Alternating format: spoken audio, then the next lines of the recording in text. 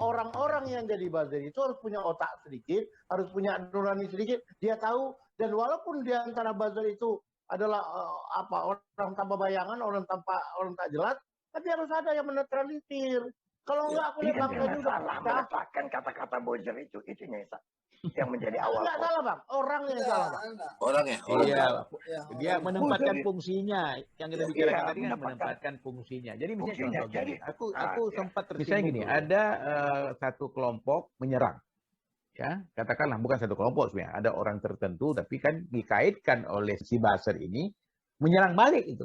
Si yang menyerang tadi, tapi menyerangnya ngeri. Sampai kelompoknya dibawa, sampai suku-sukunya dibawa gitu kan.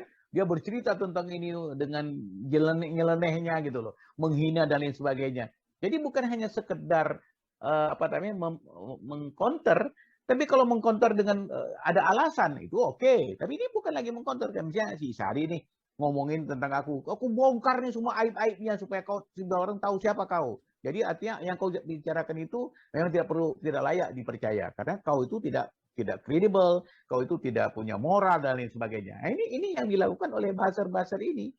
Sehingga apa yang terjadi? Contoh ya. Ya. Contoh Dus, si yang kau sebut tadi itulah, si Abu Janda dengan Pigai. Pigai menyatakan aku orang HAM. Aku mengerti, aku orang yang paham tentang ini. Dia datang sama aku, dia nggak nyerang aku harus terima. Anak buahnya bilang apa? Tidak enak menerima, masa Pigai menerima. Dan si Abu Janda habis itu seakan-akan kalau seandainya Abu Janda prosesnya berhenti, hanya artinya wasit ikut main. Sekarang kasus Abu Janda berhenti atau tidak? Nah, kalau kasus Abu Janda berhenti, kemudian Muhammadiyah kasus si Din Samsudin ini kena, ini bangsa ini udah nggak bisa disatukan lagi. Ini bangsa ini udah pecah belah ini. Sumatera Barat dihancurkan, Aceh dihancurkan, Papua dihancurkan. Ini tindakan yang paling berbahaya kalau kita tengok. Tindakan paling berbahaya. Yang tiga ini Sumatera Barat, Aceh dengan Papua ini kan ada ikon tertentu dalam dunia persatuan Indonesia. Itu yang soal Abu Janda sama si Piga ini, aku setuju dengan polisi. Ya. Hukum berjalan walaupun orang sudah berdamai. Iya. Karena tidak didamaikan. Undang-undang ITE udah dilanggar di situ. Iya. Jadi walaupun dia berdamai itu pribadi, tapi hukum harus ditegakkan. Iya. Nah kemudian informasi aku dengar di Jakarta ini, itu untuk membedakan nanti antara media sosial dengan media online.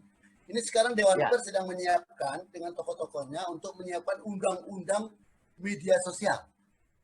Oh, undang-undang media sosial ya. Jadi kayak apa namanya, kayak undang-undang pers. Undang-undang pers. Jadi kalau wartawan itu misalnya digugat atau apa, dia tidak langsung ditangkap atau apa tidak, tapi dikasih kesempatan dulu untuk misalnya membantah atau menjawab dan sebagainya.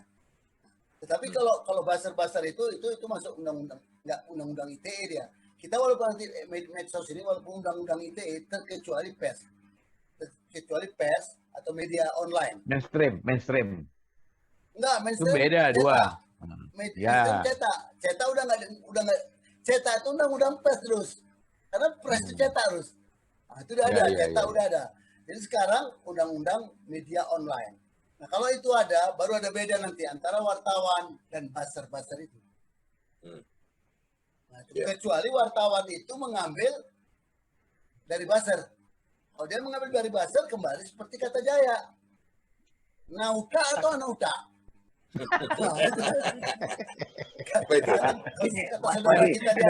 Nauta atau anauta? Kalau dia anauta, berarti nggak ditengoknya 5W1H itu. 5W1H itu nggak panjang. Satu paragraf 15 kata udah bisa itu. Sampai 30, 50, 100 kata. Tak ada 5W-nya. Ini kacau. Itu kan gampang sekali. Soal 5W1 itu kan siapa melakukan apa, di mana, dan kapan. Yang bisa menyusul itu Y-nya. Dan bagaimana? Bagaimana? Y-nya nanti bisa belakangan. Soal Ratna Sarumpait, aku berantem dalam artian berdebat sama redaktur intipnews.com. Waktu itu aku lagi di Jakarta, mau pulang. tunjukkan sama redaktur kami, B ini dimuat Ratna Sarumpait, kasihan dipukuli orang semua segala macam. Aku baca, tengok di bawahnya. Aku jawab, ini belum bisa dimuat. Ya kenapa nanti kita ketinggalan semua segala macam, kita nggak dibaca orang. Biarlah nggak dibaca, aku bilang. Satu aja kekurangannya nih, dia udah mengaku dipukulin, tempatnya ada, kapan, tanggal semua ada kan. Satu aja yang kurang terus. Apa kata polisi? Apa kata polisi? Kalau memang itu benar, dia melapor ke polisi. Polisi disikir aja. Ya, kami sedang proses. Udah, itu kita muat. Tunggu itu, aku bilang. Tunggu kalau ada keterangan polisi, dia sedang proses, kita muat. Ternyata 5 jam kemudian udah ketahuan. Oke. Apa? Jadi, aku melihat begini ya. Aku banyak betul, aku bilang. Kalau nggak betul, nggak aku bilang. Aku melihat hal itu juga begini. Buzzer ini, kalau dibilang kehadirannya, kalau masih dalam batas-batas punya koridor yang khusus, dia cukup baik. Dia pencetus, pendengung. Ya, mungkin itu semacam trigger. Silahkan orang cari datanya. Silahkan orang istilah di pers kita yang dikenal, tip berita. Iya, itu jadi tapi belum berita. Kayak berita aja. Kayak gantungan berita lah. Nah, itu menjadi orang, oh ini ada desas-desus, ada dibuktikan desas-desusnya. Cuman sekarang Bang, semua orang, ya Bang Alis, semua orang ini kepingin jadi buzzer. Apalagi buzzer ini katanya dapat uang, dapat jabatan, komisaris, segala macam. Orang kepingin. Dan itu bisa jadi CV, kurikulum vitae untuk ngajukan diri calon. Iya. Kan? Jadi semua orang sekarang main medsos ini, kita lihat, sorry to say, mereka tidak punya kemampuan untuk menulis berita. Semua rata-rata. Ya, bahkan kita juga. Nah, aku bilang, bagaimana mereka mau menulis satu berita? Menulis surat saja pun tak pandai. Kita kenal begitu. Kata-katanya itu nggak beres. Maka kita lihat itu kayak tadi itu. Ngeri. Entah apa yang ngeri. Ternyata. Detik ini. Aku mau ambil contoh kasus Jaya misalnya kan, begitu ya. Kalau kita tadi menetapkan bahwa buzzer itu adalah yang memberikan dengungan, memberikan sinyal yang bisa dikritik. Tadi Jaya kan barangkali untuk pejabat wali kota nanti yang akan datang, tentu dia kritik dari sekarang nih. Dia akan memberikan sinyal itu. Apakah dia itu juga bisa kita kategorikan buzzer? Bang, kita agak sulit mengatakan hitam putihnya. Nah sekarang kita nggak dibayar nih. Iya, oke. Jaya yang kita tahu dia nggak dibayar. Tapi orang ada yang mengatakan mungkin Jaya dibayar kata orang. Bisa orang begitu. Itu yang membuat marah. Itulah yang buat marah. Dia kan tak dapat bayaran. Jadi gini Bang. Cuma dapat bayaran ya. Jadi aku melihatnya begini ya. Bahwa semua orang yang pengen jadi buzzer. Bolehlah, nggak apa-apa silakan. Tapi taati tadi itu. 5W1H itu kan harga mati.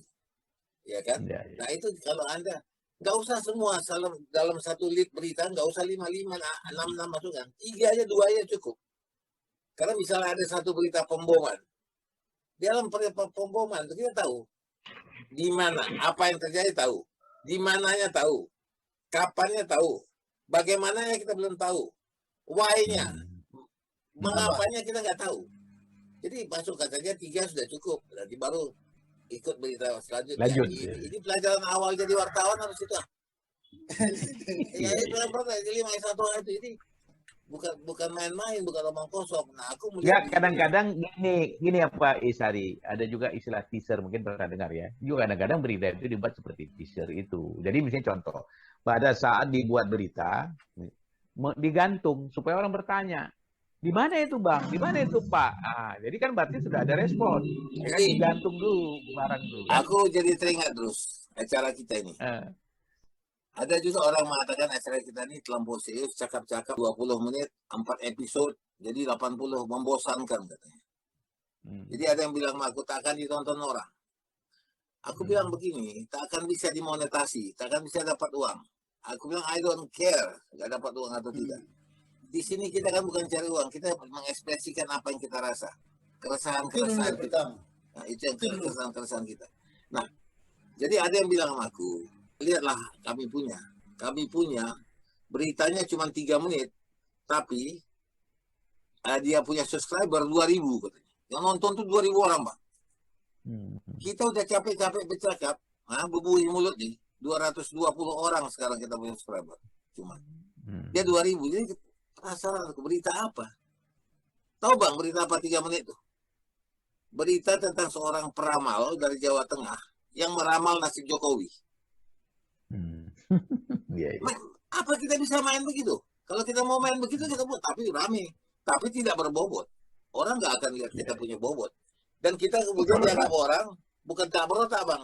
Otak kita kurang 1 on katanya. Tak ada 1 on silang. Tapi gini,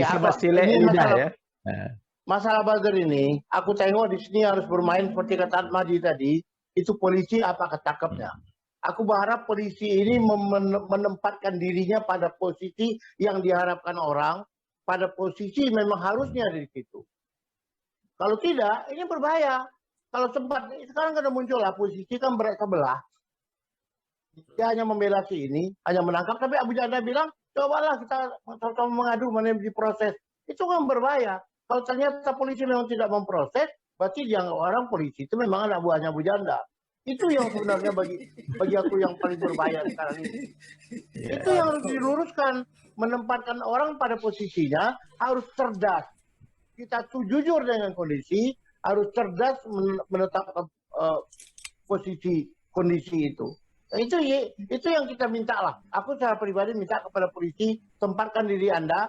Di tempat Anda juga sudah banyak kaum milenial di situ, orang pintar-pintar, polisi kan gelarnya juga udah panjang-panjang sekarang. Tempatkan diri posisi Anda. Itu harus tahu, cyber itu jangan sembarangan menangkap semua. Betul. Itu yang harusnya, karena ada yang bisa, ada yang mencerahkan, ada yang memang menyeramkan, ada yang memang menjerambatkan. Di situ aku berharap polisi agak lebih cerdas. Jadi dengan kata lain, para calon-calon besar yang kepingin punya nama besar, terkenal dan dapat uang, jadi dia mulai khawatir untuk berbuat sesuatu yang tidak bisa dipertanggungjawabkan. Ya terus terang saja ya. Aku juga melihat macam si Abu Janda itu, aku juga lihat setelah dia duduk ketemu sama si Piga itu, kemudian melempem dia, kayak kerupuk masuk angin. Nah, sampai aku mikir loh, ini tidak heroik. Dan kalau dia besok aku salah, aku bilang melempem ini orang. Walaupun salah, perjuangkan dong. Bahwa masih punya kebenaran, sedikit. Jadi kayaknya tidak ada kebenaran. Disitulah bedanya Abu Janda sama siapa, sama si guru besar USU. USU itu. USU itu lawannya. Apapun kata kita jumpa di pengadilan. Ayo, di pengadilan kantor polisi. Jadi artinya apa ya? Artinya ditempatkan dengan hukum yang berlaku kan gitu kan. Jadi gini. Aku flashback lagi si Abu Janda nih, aku lihat yang pernah dia lakukan apa, yang mungkin aku miss. Kalau aku lihat dia nih bukan berangkat dari berita, dia berangkat dari bermain-main. Berangkat mencari popularitas, menari lah, apalah segala macam. Jadi dia membadutkan dirinya. Nah, apakah kita harus membela seorang badut di sini? Aku rasa enggak segitu intelektual kita. Intelektual kita tidak mengatakan harus membela seorang badut. Ada les yang sedang berkembang sekarang, les. Ketika novel Baswedan dipanggil polisi, sesudah Twitternya mengatakan bahwa semacam membela si almarhum Ustadz Maher. Ya kan, kenapa sudah sakit polisi tidak bawa ke rumah sakit? Terlalu. Nah itu gimana? Kalau menurut saya yang seperti itu, orang sekarang kan menyalahkan apa?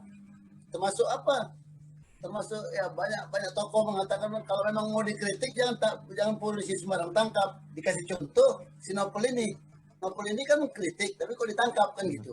Nah kalau kita kembali seperti tadi, ada nggak secara hukum itu melanggar undang-undang ITE?